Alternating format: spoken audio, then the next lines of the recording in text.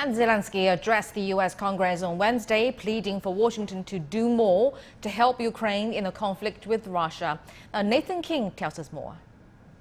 There was a standing ovation here for President Zelenskyy even before he was connected by a video link to the members of Congress, and it was an impassioned appeal. I tell you, he's a very, very good communicator, but he is essentially asking for what the US has said they will not give, which is a no-fly zone over the area of Ukraine. That could mean direct contact and taking out Russian air defense systems, and even clashing with Russian aircraft in the air. Let's listen to President Zelenskyy. This is a terror that Europe has not seen for 80 years, and we are asking for a reply, for an answer to this terror from the whole world. Is this a lot to ask for? To create a no-fly zone over Ukraine to save people? Is it too much to ask? But he said, failing that, look, maybe a humanitarian corridor no-fly zone. You can work it out with the Russians, and failing that, give us the air defenses we need, ex-Soviet systems that are targeted to bring down Soviet planes. Maybe the fighters, for example, the Poland offer, but the US said was perhaps a little too dangerous, perhaps prompting a Russian response to its NATO ally in Warsaw. All this was asked for. I can tell you that Zelenskyy is a very powerful communicator. We saw him invoking Winston Churchill on the Blitz in London at the address to Parliament. One of NATO's founding members at Canada's Parliament in Ottawa in the last 24 hours. Here, he invoked the national myths of the US story too. Remember Pearl Harbor, when your sky was black from the planes attacking you? Remember September the 11th?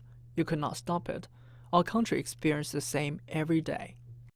And just after President Zelenskyy spoke, Joe Biden, the US president, giving his response, heaping praise on the leadership of Volodymyr Zelenskyy and his standing up to Russians, but not even mentioning his appeal for a no-fly zone, but saying, look, after about $13.5 billion of aid, you're getting another $800 million, largely in the air defense systems you want, instead of a no-fly zone. This new package on its own is going to provide unprecedented assistance to Ukraine. It includes 800 anti-aircraft systems to make sure the Ukrainian military can continue to stop the planes and helicopters that have been attacking their people and to defend their Ukrainian airspace.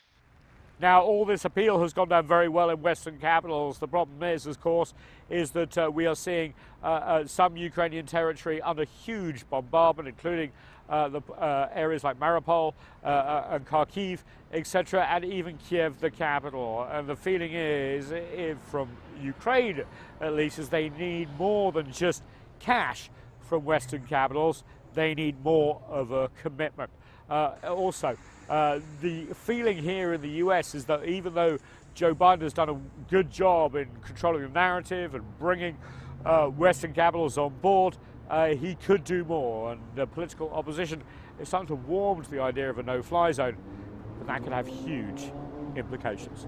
Nathan King, CGTN, outside the US Congress.